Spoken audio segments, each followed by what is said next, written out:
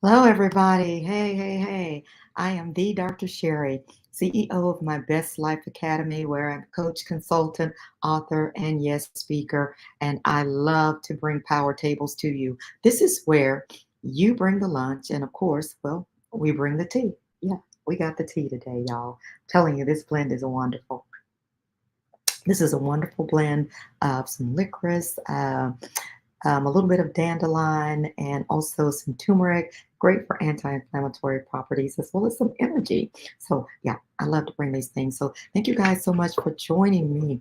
This is our month where we are bringing awareness to Alzheimer's. Yeah, this is Alzheimer's Awareness Month, and this is Purple Power. So you see me in all of my purple. Yep, I am bringing the purple to the room. Not color purple, but color purple in a sense. Yeah, yeah.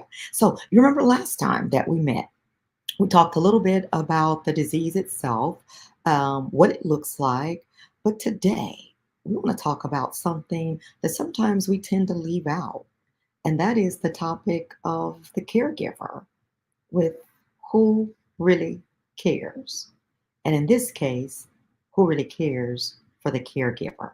Who's giving care to the caregiver? And what does that really look like? How can we become better supporters of those who are giving care to those with Alzheimer's dementia, who deal with it day in and day out? Before we even hit professional settings, we have to really think about the family members that are being affected, the spouses, the children, possibly the siblings, or even the grandchildren that are involved in the care of someone with Alzheimer's dementia. Trust me, it is not for the faint of heart. And so today we're going to share just a little bit of that with you as you enjoy your lunch wherever you are. And one of the things that you can simply do is, of course, go to the Alzheimer's Awareness Organization, or alz.org, alz.org. And so we're going to share a few of those tips that they have for us with respect to the caregiver, because I think they're absolutely amazing. One of the things that, first of all, we need to think about when we're dealing with caregivers or we're talking to them about the particular care that they may need, and sometimes leave out, is that you really need to see your doctor as well. Be sure you get some regular visits, at least annually. Sit with someone who's listening to you and someone who's also versed in the theme of Alzheimer's, what it looks like, what it can look like from day to day, what stressors you encounter, what do you have to deal with in a given 24-hour time period? And be sure to be completely honest. Be transparent if you're a caregiver. And I know for a fact with my auntie, and I'm actually dedicating this particular session to her, but she takes care of our uncle day in, day out, 24/7. She's a caregiver from the heart. And I mean, her passion is literally the elderly and, of course, children. She could do it 24/7. We oftentimes said she just needs a daycare, whether that's a child's daycare or an adult daycare. That's really all she's ever really needed, because that's where her heart is. And so when her husband was diagnosed with dementia a few years ago, it really created some change.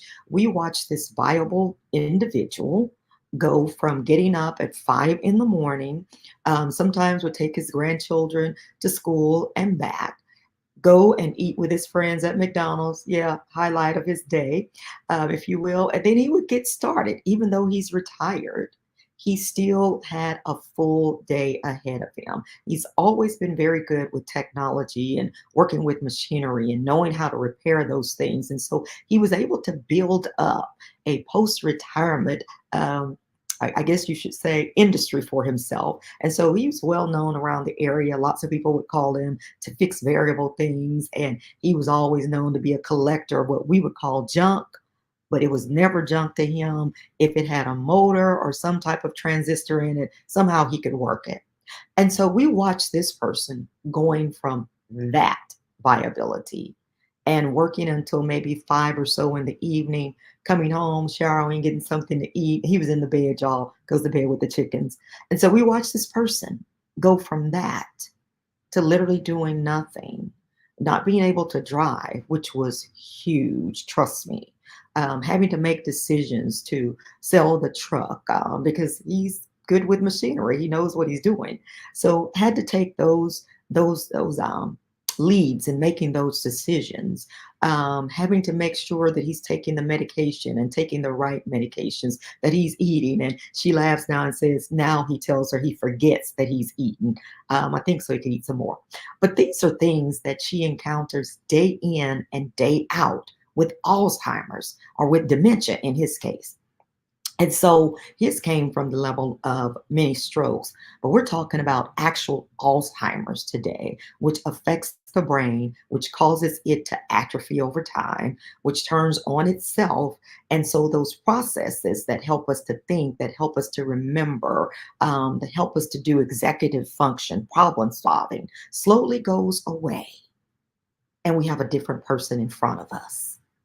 This is Alzheimer's. My aunt, I'm telling you, she does it day in and day out. We oftentimes try to give her a break, but it's the one thing she doesn't seem to want.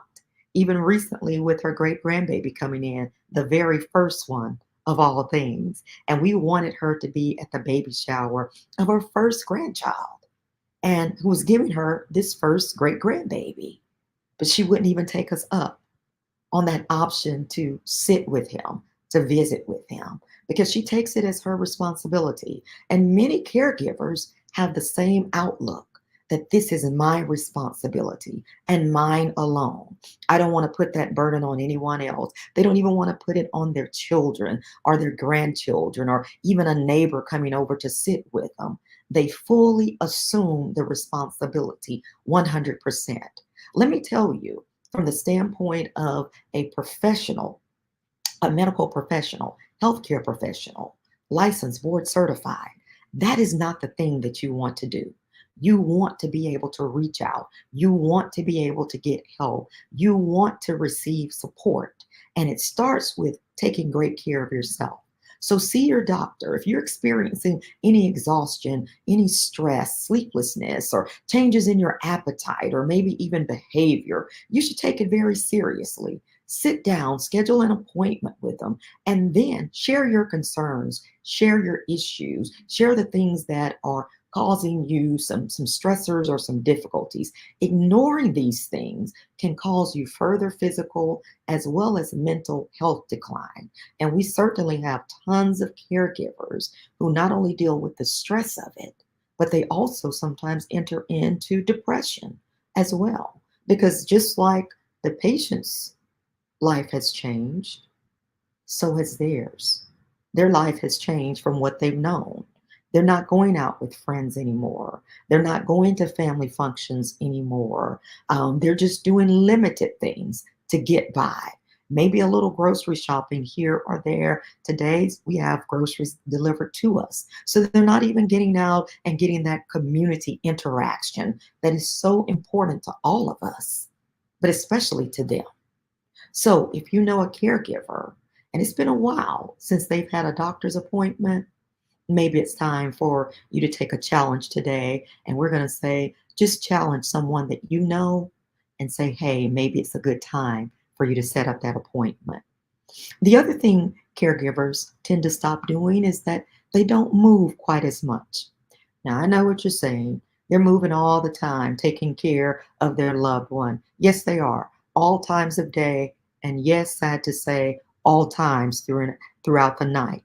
But that's not the kind of moving that we're talking about. We're talking about the kind of movement, the aerobic exercises or aerobic activities that tend to build the heart and build the muscles and just cause you to feel overall great because you're releasing those happy endorphins, those happy hormones that tend to keep us balanced. Now they're not moving nearly as much because they can't really get away from their loved one because sometimes they're so concerned that if I leave them, and they're injured, what are they going to do? They don't know maybe how to dial 911 anymore, or maybe how to get help for themselves. What if they actually set a fire while we're gone? What are we going to do?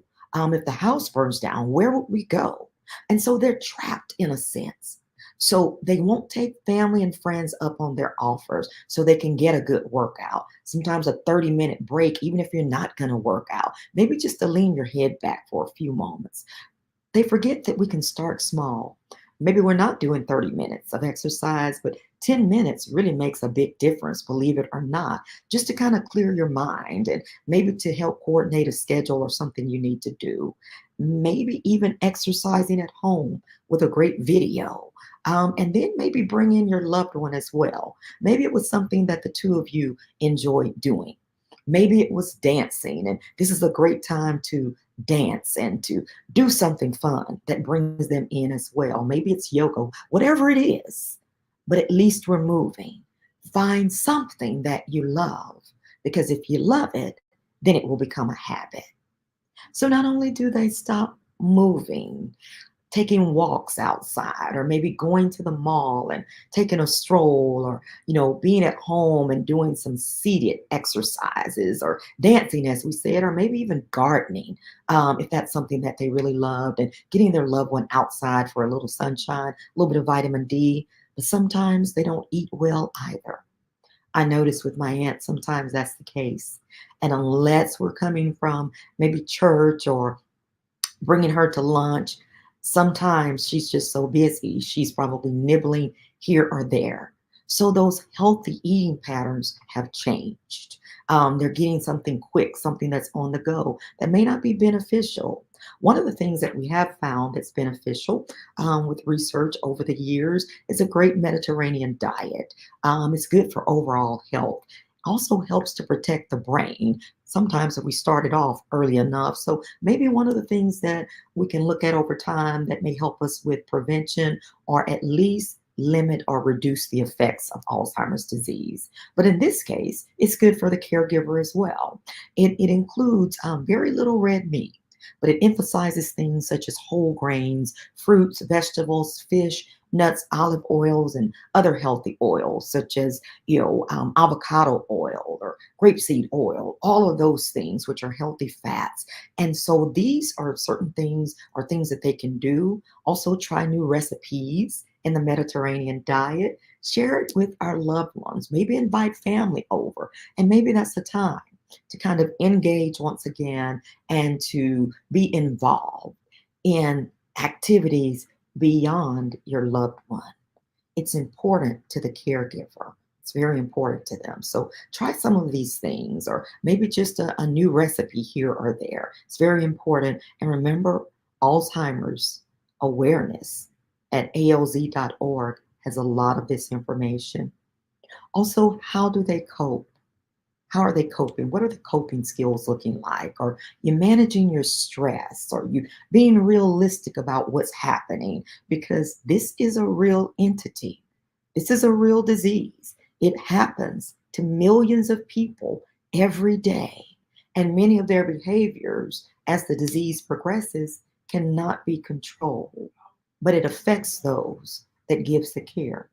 It's okay if you're grieving losses of things that you used to do, but no longer can do with your loved one. Maybe the two of you love to travel, but that's no longer an option for you. So we may have to find different ways to cope, to focus on some positive times and some great memories, and maybe going through some old photographs or maybe some old reels and to look at those, or maybe to call some family members and to share some great memories.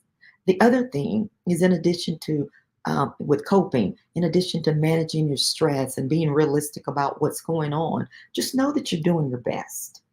Can I just get someone to put that somewhere in the chat for us? That they're doing their best. Is that okay to say that? They're doing their best. I want to say that. On behalf of my aunt, I can actually say that. She is absolutely doing her best. She runs herself ragged almost to make sure he has exactly what he needs, from his diet to his medications to his doctor appointments to making sure that the home is safe for him now. Believe it or not, when we went through the winter, his mind kicked in that he should go out and wrap pipes. He was standing there, guys, in 26-degree weather, already in his coat, had his boots on, and he had everything in hand ready to go wrap pipes. We had to let him know the pipes had already been wrapped. He'd already done that. But that's the kind of man he's been, a working man, and he's accustomed to it. She had to redirect him. So yeah, This is serious. So we have all those things. And we have to remind or encourage the caregiver every now and then, you are doing your absolute best. Remind them that it's okay to take a break. It's okay to take a break from your caregiving duties, and it's okay to accept changes as they occur. This is a disease of progression. The medication and the treatments that we have as of now have only served to slow the progression, not to halt it, not to stop it, not to reverse it, sad to say. And so we're still researching for a cure. It hasn't occurred. So caregivers have to watch their loved ones with Alzheimer's dementia slowly become someone they no longer knew. If forgetting were just a part of it, we may be able to deal with it. You know, being asked the same thing about 50 times in the day. And trust me, we are not exaggerating and having to answer those questions over and over and over again. But forgetting's not the only thing that happens. With memory, they slowly forget how to do things that they love. They forget things that they did love. I remember looking at Chris Garcia's a comedian, and one of his notes about his beloved father, who passed away in 2017 from complications of Alzheimer's. But he said he was an avid fan of baseball, encouraged his kids to be the best that they could be. And so they're driving, he's driving his dad past the school one day. And his dad looks over at him and says, you think you ever played baseball over here? He forgot that they had played baseball, that he had helped his son actually love the game. He also recalled another funny moment because he says humor is one of the things that got them through. And he said one of the funny moments for him was that his dad leaned in to kiss his mom. He said, I mean, really kiss her, like really lay a sweet one on her. He said, and just before he gave her that great sugar smack, he stopped and said, oh, I can't do this. I have a wife and 2 kids. He didn't recognize that this was his beloved wife for over 50 years. But what he did recognize is that he still had a profound love for her and deep respect for his family. That's what they took, the positive aspect out of it. I still remember a friend of mine telling me that he wanted to take his mom on this cruise ship and to take a cruise just one more time with her. And he knew the disease was progressing, but he thought they could get this one in. So they take the cruise, and he wakes up one morning and he sees her completely dressed, and she's shifting side to side in front of the mirror that's hooked on the back of the door. And he said, Mommy, what are you doing? She said, oh, I'm trying to let this nice lady get by. But every time I move, she moves. So I can't let her by. She didn't know the person she was looking at in the mirror was actually her. Yeah, those types of things happen with Alzheimer's. Funny thing, we could laugh about it. He was there to help her, open the door for her, but at the same time, he used that moment of humor to smile, to not be overwhelmed by the disease itself. But he realized as a caregiver, he was going to need a little bit more than maybe even he had thought about. And when he came home, he began to make those changes. The other thing that we think about with caregivers sometimes that they don't think about for themselves is that as soon as there is a diagnosis, sometimes we need to go ahead and make some financial and legal decisions while the patient can still participate in them as much as possible. I know with early onset Alzheimer's, that kind is attached to or connected to a particular genetic mutation in which it produces what we call beta amyloid. And that beta amyloid deposits in the brain and overwhelms it so that it's not able to function like it should. And so ultimately, we see signs and symptoms as early as sometimes 40s. But nevertheless, they have the opportunity to come in, be diagnosed. We find out it's genetic. They're able to make some decisions and take some of the burden off of the caregivers as time goes on and as the disease itself progresses. So that's another little tip that helps the caregiver to cope. So while we're talking about eating healthy and moving, the main thing that we need to talk about with every caregiver is that they have to learn to rest. Yeah, they got to learn to rest. If you do nothing else, listen to me. Encourage a caregiver to get some rest.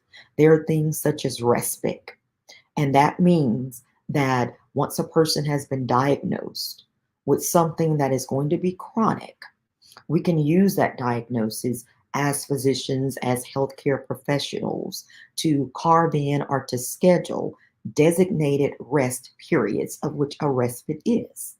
That means as much as 2 to 3 weeks, perhaps in a skilled nursing or a nursing home or an adult living facility that will allow that for your loved one, but also allows you to take a break. And they take great care of them. They interact with their physicians so they know that the medications are the exact medications they should have. And sometimes, believe it or not, it's wonderful for your loved one because now they get to interact with other people. It's not so strange. They have safeguards there for their safety, but also for your peace of mind that your loved one is being cared for. And at the end of that 20-day period, they can come home. They come back home, but you've had an opportunity to have that break. If you happen to have someone or have great means in which you can have someone sit with your loved one, wonderful. But if you don't have those resources, this is a great way to do it through your loved one's insurance. With the Veterans Association, they also have great resources as well. They are connected to alz.org or Alzheimer's Awareness Committee. Go there and find out what that looks like for geriatric and extended care is what you will find it underneath. Geriatric and extended care. And so they will use the veterans benefits to connect them with areas that allow a respite, where it means they take care of your loved one while you get that much needed break. So important, so important. It's not a ding against you. It's actually a vote for you. So that's the things that we wanted to share with you and to talk with you a little bit about today, because the caregiver is very vital in anything that we do, but especially when it comes to Alzheimer's dementia. They are invaluable and sometimes the least noticed in the entire process, but they are the key to all of it. So I want to encourage caregivers wherever you are. We have not forgotten you. There are support groups as well for you. And so all you have to do, again, is come to Alzheimer's Awareness Association or alz.org. Come there and to look for support centers or support areas or support groups that may be close to you. We want you to be able to do that. So it's very important, though, that you get that rest, you get that rejuvenation, you get that resetting, that reconnection. Because we've also noticed that as the patient changes, the kind of care that you need to deliver for the patient also changes, especially when they're no longer able to dress themselves, or they may have forgotten how to eat. And it's time to make a decision of what do we do now? Should we get some assistance in helping them to eat, different types of devices, G-tubes, etc.? What do we do? Or do we let it take its course? When they forget how to swallow, it's hard. It's very hard. But I want to leave you with a happy note that I think was just the cutest thing I've ever heard with any Alzheimer's patient. great friend of mine and sister. She took care of her dad for many years, along with her brother, and they knew firsthand, and they could tell you today what Alzheimer's looks like. They could probably diagnose it because I think they had the poster child for Alzheimer's dementia. And we laughed because his personality was so robust. It was the thing that he did not lose along the way until the very end. But this is a funny story. He's a veteran, by the way, came out of the Army, but he worked as a wood shop personnel in school, but also was a great mechanic. I mean, a mechanic's mechanic. My goodness, that guy was like top notch. He could do anything. And so when he got so bad, his memory, and they noticed that he would get lost as he was driving. That was one of the first things, and that was never him. He had traveled over most of the southern United States, not to mention abroad, while he was in the service. So well traveled, well versed, great guy. Creole as well, hilarious. But they noticed that he was getting lost. So they had to make the difficult decision that he couldn't drive. Oh my gosh, it was terrible. It was terrible. He pitched a Creole fit with them. And so one day, the son comes home and he sees that the truck is gone. He's going, what has gone on? Has it been stolen? Well, he goes in the house. His dad's not there. He's still able to do some things on his own, but he wasn't in the house. And so the son calls the sister and says, "Have you seen him?" And she's like, "No." It's like, "Oh my God, I gotta go find him. This is horrible." And they thought about it. He always loved to work with his cattle. And so the son drives out there, and sure enough, that's exactly where he is, about 8 miles from home. He's driven out there. He pitches a fit when the son says, "Get in the vehicle with me. I'm going to take you back home." He said, "I drove out here and I'm going to drive back home. You can't tell me what to do. I'm your daddy." He remembered that part. His son said, sure enough, he got in that vehicle and he watched him. He had hot wired the vehicle. He had no keys, but he remembered how to hotwire a vehicle. And he said, "I tell you, I followed him and he drove that truck, never veered outside of any lane, used every signal, and came home." After that, they sold the truck, but that's a different story. But yeah, funny things like that that make you smile and make you think of how important independence is, and that they will try with everything they have in them to remain as independent as possible while we're seeing signs. That is, the caregiver is noticing the changes and grieving the loss of who they once knew, very slowly, but every day. Yeah. And sometimes when they have passed away, people look at them and say, "Why aren't you crying?" And I've heard caregivers say, "It's because I cried more days than I could count while they were still with me, but they were no longer that person."